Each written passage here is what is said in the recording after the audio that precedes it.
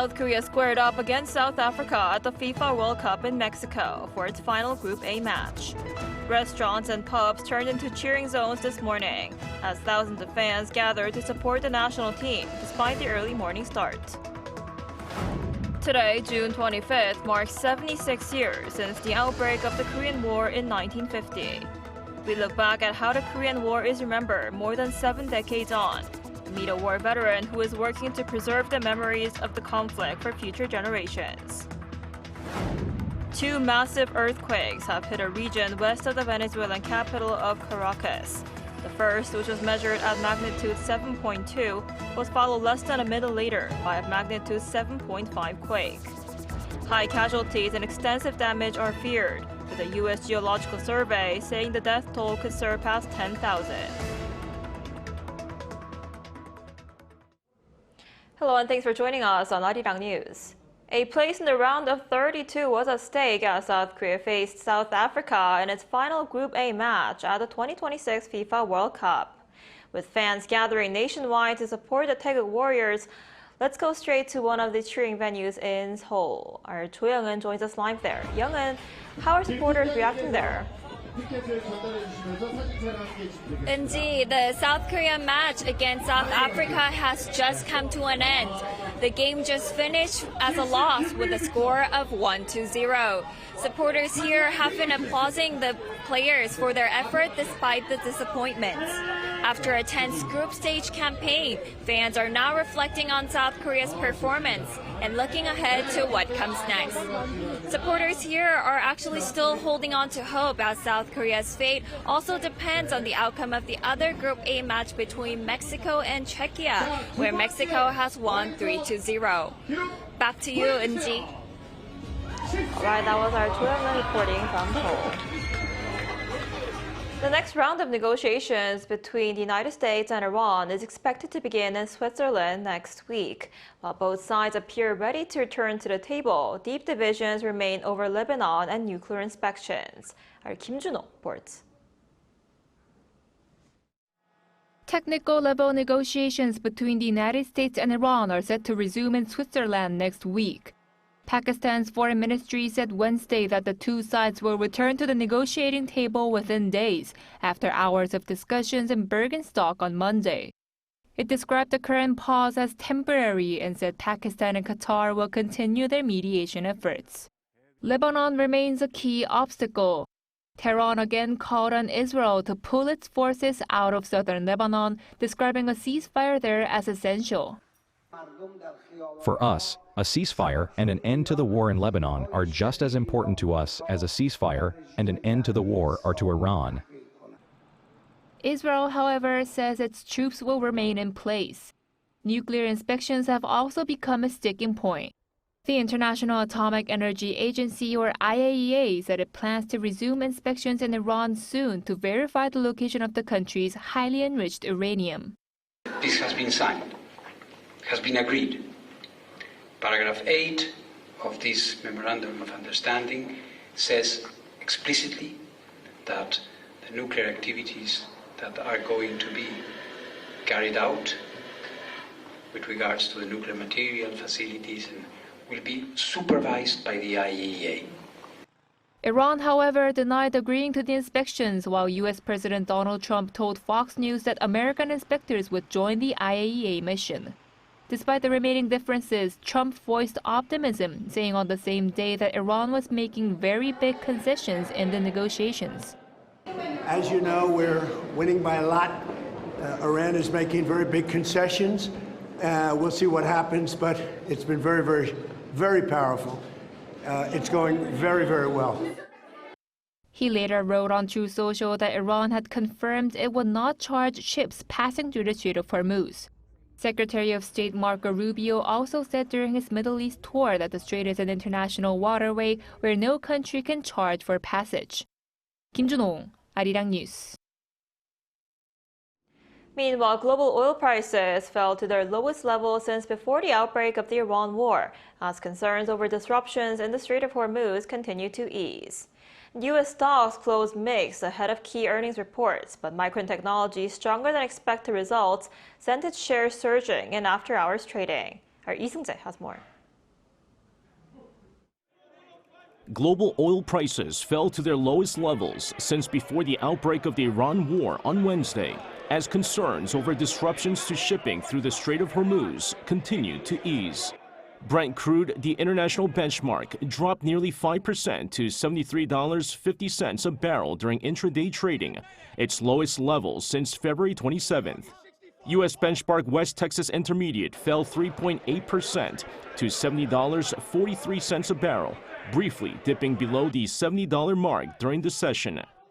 The decline came after the International Maritime Organization announced that Iran and Oman would begin coordinating a large-scale evacuation of more than 11,000 stranded seafarers through the Strait of Hormuz. The move reassured markets that a key global shipping route could remain operational despite ongoing tensions in the region. Meanwhile, U.S. stocks ended mixed as investors remained cautious ahead of earnings from memory chipmaker Micron Technology. Selling pressure continued in technology shares, particularly among artificial intelligence-related companies and other major tech names. The Dow Jones Industrial Average rose 182 points, or 0.35%, while the S&P 500 slipped 0.1%. The tech-heavy Nasdaq fell 0.43%. Not all sectors moved lower. Airline and travel stocks gained ground as falling oil prices raised hopes for lower fuel costs and improved profitability. After the closing bell, however, attention quickly shifted to Micron Technology. The memory chip maker reported another record-breaking quarter, fueled by surging demand for AI-related semiconductors. Micron said fiscal third-quarter revenue reached $41.46 billion for March to May period, up nearly 446% from a year earlier. The results easily exceeded market expectations and reinforced optimism about continued growth in AI infrastructure spending. Investors responded enthusiastically, sending Micron shares soaring by more than 15% in after-hours trading, which could provide a potential boost for the broader technology sector when markets reopen.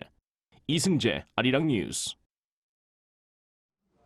Spot gold prices fell below $4,000 an ounce for the first time since November on Wednesday, as expectations of higher interest rates and a stronger U.S. dollar brought the metal's three-year bull run to a halt. Spot gold dropped as much as 3.8% to below $3,960 an ounce, while silver dropped to below $60 an ounce for the first time since December. Gold had posted double-digit gains in each of the past 3 years and more than doubled in value as central banks and investors piled into the market. However, prices have now fallen more than 20% from their record high reached in January.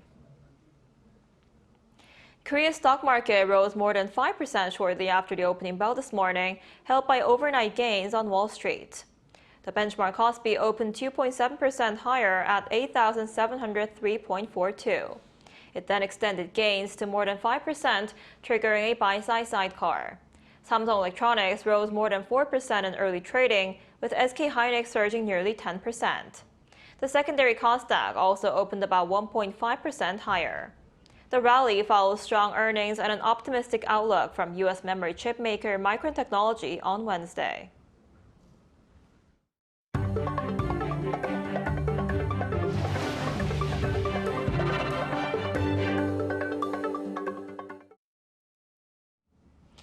On this day, commemorating the 76th anniversary of the outbreak of the Korean War, President Lee Jae-myung showed his appreciation for the devotion and sacrifices made by war veterans. Speaking at an event marking the anniversary, President Lee vowed to bolster support for veterans and the bereaved families of those killed in the war, calling for extraordinary compensation for their extraordinary sacrifices.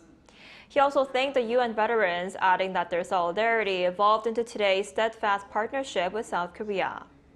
He noted that Korea bears a responsibility to repay the debt of gratitude it owes them. He vowed to maintain peace on the Korean Peninsula and keep it free from any concern of conflict. So as South Korea marks June 25th, the anniversary of the outbreak of the Korean War, a veteran now in his 90s shared memories of the battlefield and donated his own handwritten records for future generations. Our Kim Bo-kyung reports. Private First Class Han Hina served in the Korean War as a member of the reconnaissance company under the armored battalion of the Capital Division. Born in 1930 in Hamgyeongbuk-do province, he dreamed of becoming an engineer, but when the Korean War broke out, he fought in the Rock Army, hoping he could one day pursue his dream in a free, democratic country. He has weaved together fragments of his memories from the war that he personally experienced and published a book. It wasn't just once or twice. I survived many times when I could have died, and even I think it's a miracle that I'm still alive. I believe I faced those moments bravely and fought hard to stay alive. I wanted future generations to learn about sacrificing for their country. And beyond that, the man, now in his 90s, recently visited the Army Archives Management Group to donate handwritten records of battles he went through. Since 2020, it has been gathering and restoring more than 81,000 Korean War military records, with around 50,000 have been restored to date. The war veteran took a look at the restoration process and thanked the archives for their efforts and for a chance to visit the place. The records of the Korean War contain the sacrifice and dedication of those who served before us and are an important part of our national heritage. We will preserve these records and pass them on to future generations. Veteran Han visited the Army Headquarters Hall of Honor and found the name of Staff Sergeant Kim Byung-chil, his superior and comrade who died in his place during the Battle of Sandugoksan, one of the major mountain battles on the Eastern Front of the Korean War. As he gently touched Kim's name and seemed to recall those days, he saluted with respect, with tears running down his face. The memories of a war veteran, preserved through his records and writings, can help future generations understand history and reflect on the meaning of patriotism. Kim Bo-kyung, Arirang News, Karyong. The 21st Jeju Forum for Peace and Prosperity, which opened on Wednesday on Jeju Island, moves into its main program on Thursday, with world leaders and policymakers gathering to address this year's theme, reinventing cooperation in a fragmented world. The forum, a multilateral dialogue platform hosted annually by South Korea's Foreign Ministry and Jeju Province since 2001, holds its opening ceremony on Thursday, featuring remarks from President Lee Jae-myung and United Nations Secretary-General Antonio Guterres. Sessions throughout the day will tackle artificial intelligence governance, regional security, and multilateralism, including a high-profile dialogue with candidates vying to lead the United Nations. The three-day event takes place as organizers say the world faces deepening geopolitical tensions, protectionism, and the erosion of global institutions. Lovebugs, known for flying in pairs, have returned this summer after causing widespread nuisance last year. With swarms expected to peak this week, authorities are scrambling to keep them under control. Our Shin So-eun has the details. Deep inside tent-like shelters, swarms of lovebugs and insects fill the air, while piles of dead bugs blanket the ground beneath nearby benches.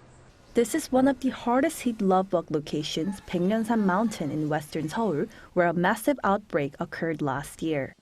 After spending the spring in their larval stage, the Korean National Institute of Forest Science said the insects emerged 2 days earlier than last year on June 24th, as this year's unusually warm early summer created favorable breeding conditions.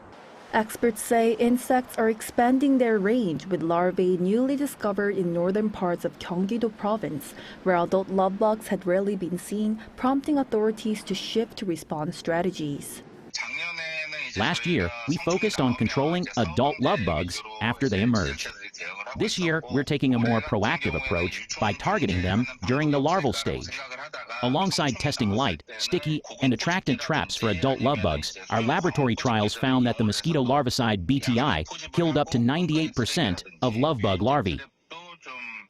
To keep the spread of lovebugs under control, Seoul City is deploying non-pesticide water trucks with around 100 liters to wash them off public facilities across the city, including Baekneunsan and nearby residential areas. This year hasn't been too bad for me, but in previous years, there were so many lovebugs around my school that it was hard to avoid them.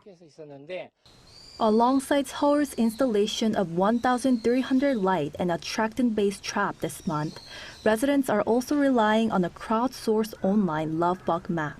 More than 10,000 sightings have been reported this week alone, with users sharing live updates and photos to help others avoid heavily affected areas. With Lovebug now at their seasonal peak, experts recommend avoiding wearing bright clothing and turning off outdoor lights, while authorities focus on long-term eco-friendly ways to manage future outbreaks. 신소은, Arirang News. A pair of powerful earthquakes has struck Venezuela just seconds apart, and the country's acting president, Delcy Rodriguez, has declared a state of emergency. Officials have yet to confirm a death toll, but a U.S. Geological Survey model warns the number of fatalities could range from 10,000 to 100,000. Park Tae-ryung has the details. Two powerful earthquakes struck western Venezuela on Wednesday just after 6 p.m. local time, with experts raising fears that thousands of people may have lost their lives. The first, a magnitude 7.2 quake, hit about 160 kilometers west of Caracas. Less than a minute later, a 7.5 tremor brought down buildings, trapping people under rubble and leaving authorities bracing for heavy casualties. Video footage showed emergency workers climbing through the ruins of a collapsed building in the capital as night fell, while distraught relatives sought help for loved ones believed to be trapped. Venezuelan officials have not yet confirmed the national number of deaths or injuries, but the U.S. Geological Survey said high casualties and extensive damage were probable, with an initial model estimating a 44% chance the number of deaths surpasses 10,000, and a 30% chance the figure goes above 100,000. Many Venezuelans were believed to have been at home when the quakes struck, as the country was observing a public holiday. Venezuelan Interior Minister Diosdado Cabello said on state television that the fire department and police had been fully mobilized and urged residents to leave damaged homes and buildings immediately. The U.S. tsunami warning system initially issued a tsunami threat for Puerto Rico and the U.S. and British Virgin Islands, and a lesser warning for Aruba, Curacao, and Bonaire. But the warnings were withdrawn about an hour later. Meanwhile, a powerful earthquake also struck northern Japan on Thursday morning. According to the Japan Meteorological Agency, the magnitude 6.9 quake occurred off the eastern coast of Iwate Prefecture in the northeastern Tohoku region. The agency said there was no danger of tsunami. Japanese officials said slight sea level fluctuations could occur along the coast, but there was no risk of tsunami damage. Park Tae-ryung, Arirang News.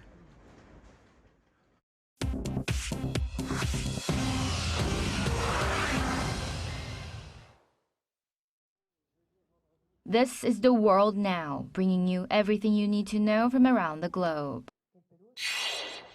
A deadly heat wave tightened its grip on Western Europe on Wednesday, killing dozens, straining power grids and shutting schools and landmarks, as forecasters warn that the extreme temperatures driven by the Omega block could last until the weekend.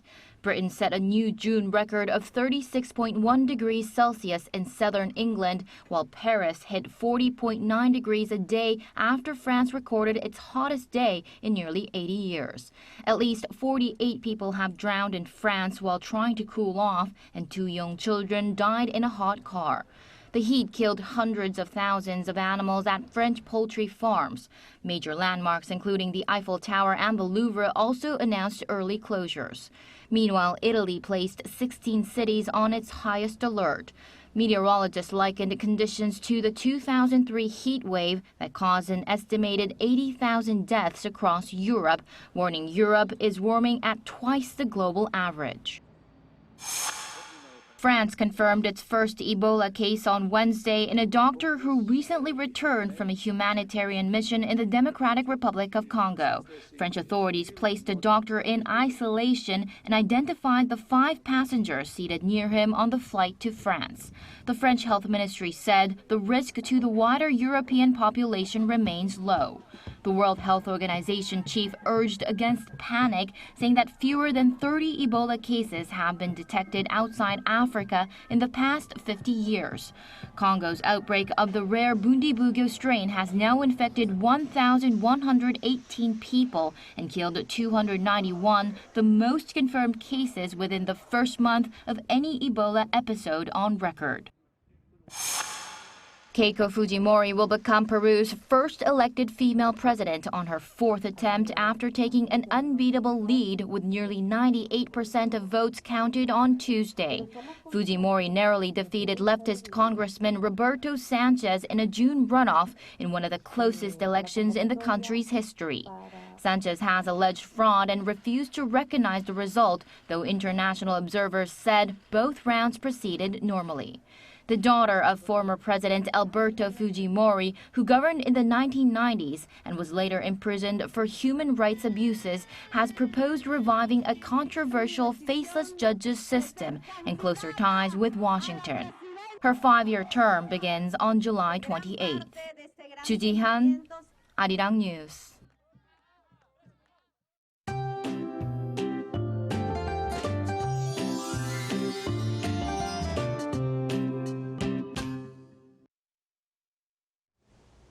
Weather conditions in the morning remained stable but will become much more active later today. Gangwon-do province could see heavier passing rain with up to 80 millimeters, but the rest of the central regions will get 5 to 60 millimeters. Meanwhile, the east coast could see some showers of 5 to 10 millimeters. Heavier rains are expected for Ulleung-do and Dokdo Islands. And this afternoon, Seoul will be getting up to 27 degrees Celsius. Daejeon will be topping out at 26 degrees. When it is not raining, skies will be mostly sunny, so please keep your sun protection items handy as well. Once today's showers pass, the weekend looks like it's going to be much brighter. Skies will be mostly sunny nationwide and temperatures will begin climbing once again. Many regions are expected to return to figures in the low 30s, bringing back typical early summer heat. Now that's all we have for today's noon edition of Arirang News. Thank you for watching. We'll be back at 5 p.m. Korea time. Stay tuned.